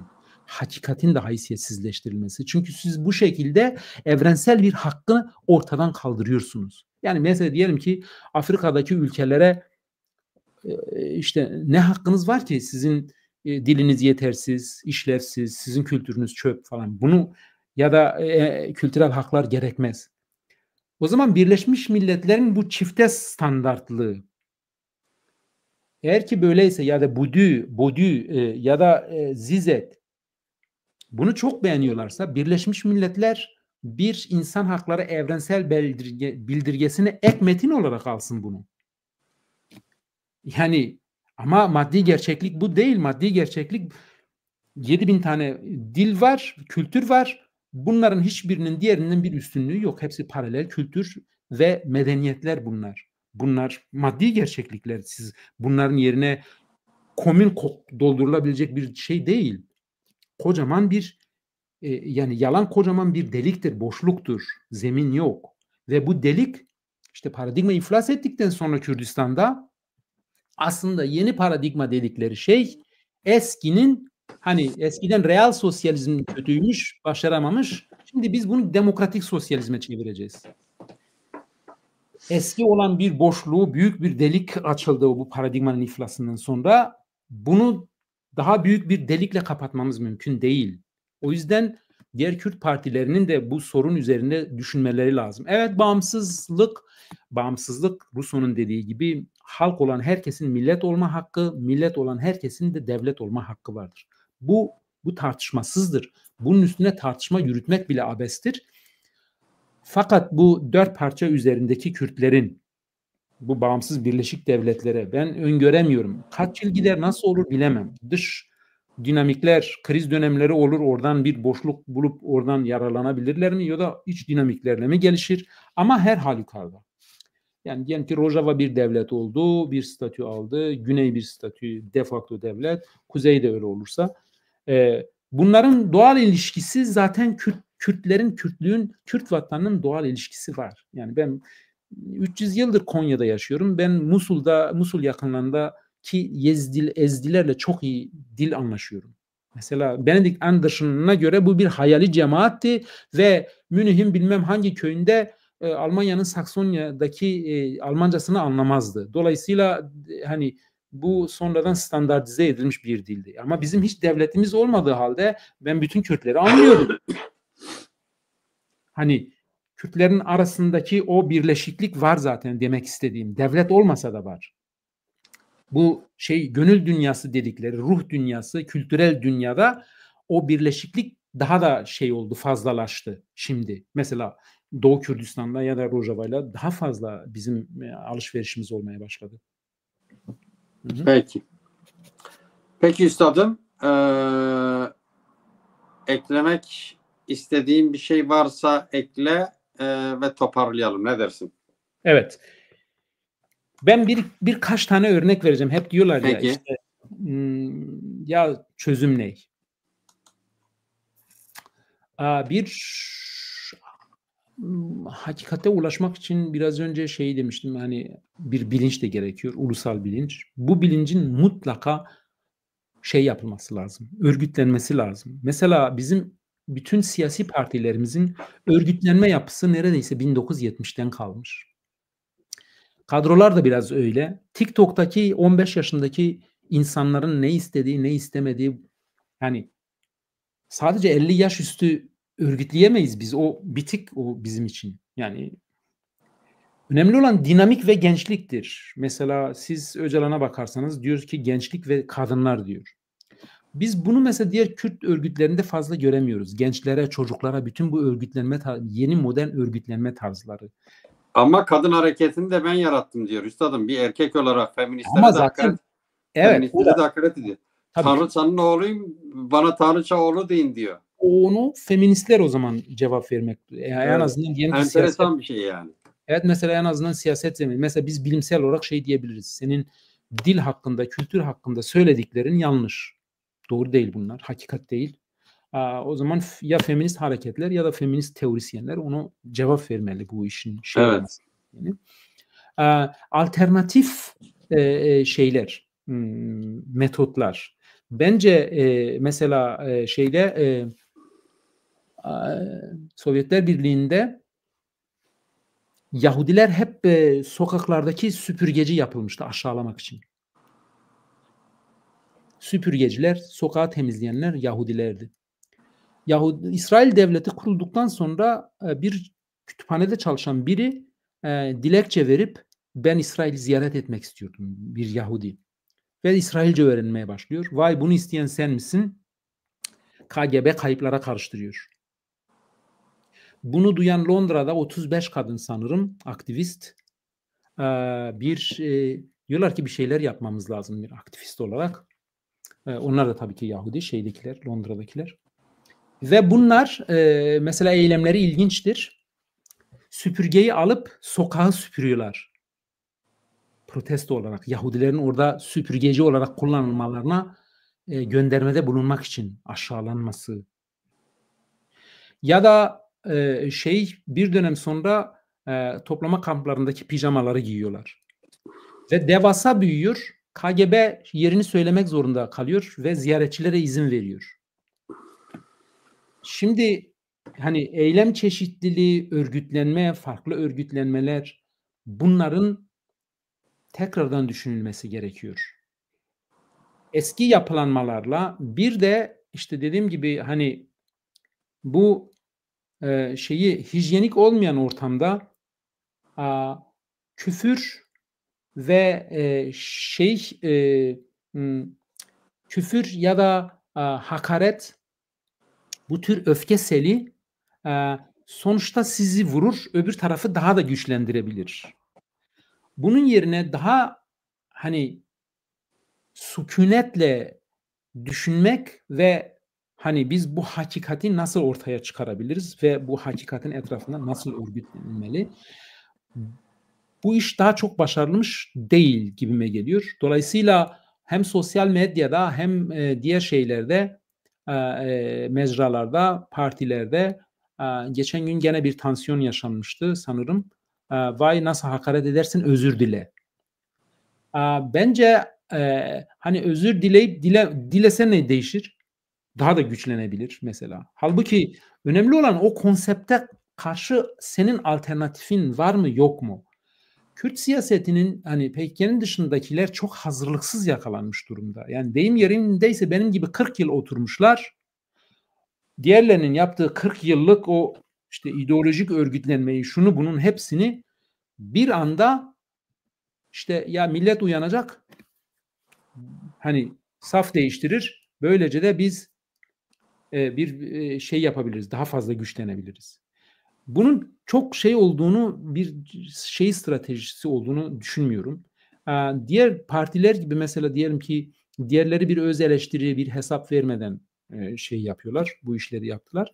Bence diğer hani Kürt partileri bir öz eleştiriyle, bir yeni yapılanmayla gençliğe, çocuklara, kadınlara ve hani alternatif eylem türlerine. Artık öyle dünyanın işte kadın şey yapıyor. Her gün 35 kadın eline süpürge alıp sembolik olarak sokak süpürüyorlar. Londralılar da birbirine soruyor bunlar ne yapıyor? Ha mesele buymuş falan.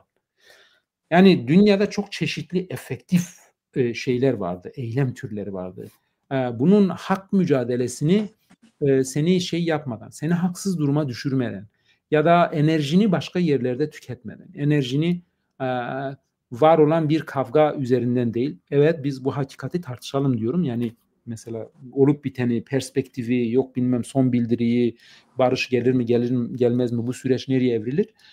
Onu tartışalım. Fakat bence bu bu tartışmayı sadece bir kişi üzerinden yürütüp sanki o olmasaydı diyelim. Evet, bence de böyle biraz şey oluyor yani Evet. esas mesele kayıyor gibi. Esas mesele kayıyor. Esas mesele nedir? Kürtler ve Kürdistan sorununun nasıl Evet. bu meselenin nasıl halledileceği sorunudur. Ya da ise bu parti zarar vermiş, bu başaramamış, diğeri başaramamış, birbirlerine suçlamalarla pek gideceğimiz bir yol olmadığını düşünüyorum. Evet, teşekkür ederim. Hı. Tabii bu New Social Movement dedikleri şey var. Yani Kürtlerin Evet. kafa yorması gereken bir şey. Hı. Yeni eylem biçimi, yeni örgütlenme biçimleri. Mesela ben buradan hemen bu akşam şöyle bir öneride bulunabilirim. Yani bence mesela şu anda YouTube platformunda onlarca farklı Kürdistan'ı yayın yapan platform ve kişiler var. Yani bunlar konuşabilirler kendi aralarında. En az haftada bir gün ortak yayın yaparlar. Haftada bir gün ortak yayın yaparlar. Neyi tartışacakları belli olur. Bir programatikle bir şeye dönüştürebilirler. Yani bir acaba sesini birleştirince ortak çalışma, birbirini tanıma, birlikte iş yapma, bir Kürdistanilerin dijital platformdaki sesi olma. Mesela her gece X'te onlarca oda açılıyor. Kürt milliyetçileri farklı farklı oda açıyorlar. Evet, mesela haftada bir gün bir oda açsınlar mesela. Evet, ulusal konferanslar mesela her ne kadar ben çok da daha işlevini tam yerine getirdiğini düşünmüyorum. Sembolik olarak ama çok büyük bir şey var, değeri var şeyde. Rojava'da. Burada da öyle şeyler yapılabilir ama mesela onun dışında daha önceleri elektrik söndürme ya da diyelim ki milyonlar diyelim ki ya da 200 bin kişi Kürdistan'daki barış ya da bir statü için mum yaktın diyelim ki. Sessiz ve pasif, çok fazla emek gerektirmeyen, çok fazla bedel gerektirmeyen bu tür eylemlerin, bu tür kitlesel ve eylemlerin olması da mümkündür. İşte ne bileyim, ışıkları yakmıyorsun. 1 dakika bilmem falan, yarım dakika o gece. Bu tür işleri farklı eylem türlerini düşünmek lazım. Evet. Ve bunu yapmak için de biraz sanırım benim Kürt siyasetine biraz eleştirim de şeydir. Kürt siyaseti hem bilim adamı, hem eylemci, hem karar verici, bu tür bir pozisyonun, bir siyasetin çok fazla yok. Yani kapasite alanı çok fazla geniş değil. Öyle zannediyorum. Mesela bilim komisyonları yok. Bize gidin bu çalışmayı yapın. Yani bir rapor getirin. Diyarbakır'da insanlar ne düşünüyor? Ya da Diyarbakır'da sosyopolitik durum, sosyoekonomik durum ne durumda falan. Bu böyle bir çalışma fazla yapılmadan sadece merkezden 4-5 siyasetçinin ya da diyelim ki 10 tanesi karar verip yapıyor. Siyaset yürütüyorlar. Bunun da bir eksiklik olduğunu düşünüyorum. Mesela Evet. Almanya'da çocuk parlamentosu var. Hani demokratikleşmeyi kendi milletine öğretmek istiyorsan çocukların parlamentosu var. Oradan öğretiyorsun. Bir de bizim yapamadığımız şeylerden biri sanki Türkiye coğrafyası dışında dünya yokmuş gibi davranıyoruz. İsveçliler ne yapıyor? Norveçliler, Almanlar, buradaki muhalefet nasıl çalışıyor? Ya da dünya deneyimlerinde nasıl olmuş? Gandhi nasıl yapmış? Mandela nasıl yapmış? Diğeri nasıl yapmış?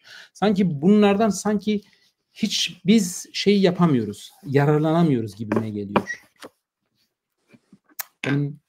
Evet. Sanırım milleti biraz yordum şeyle.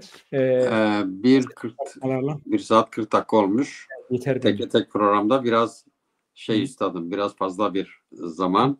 Demin söylediğim gibi benim izleyicilerimin %75'i 50 yaşın üstünde, şekerleri olanlar var. Ne bileyim. Şaka yapıyorum tabii. Peki. Evet. Umarım iyi zaman geçirmişizdir sevgili izleyiciler. Eğer bu yayını beğendiyseniz lütfen paylaşın. Çarpel Medya'nın farklı platformlar aynı anda Facebook'tan, YouTube'dan ve X'ten yayın yapıyor. Burada kendi hesapları var. O hesaplara abone olun, bildirimlerinizi açın ve tabii ki beğendiğiniz programı likelayın. Biz bu yayınları daha çok insana ulaşsın diye yapıyoruz. Buna en azından izlerken katkı sunun. Teşekkür ediyoruz. Bu da benim bu dönem son programım oldu. Şaro Üstadım'la bir şey yaptık, bir final yaptık. Umarım ileride tekrar görüşürüz. İyi akşamlar. İyi akşamlar.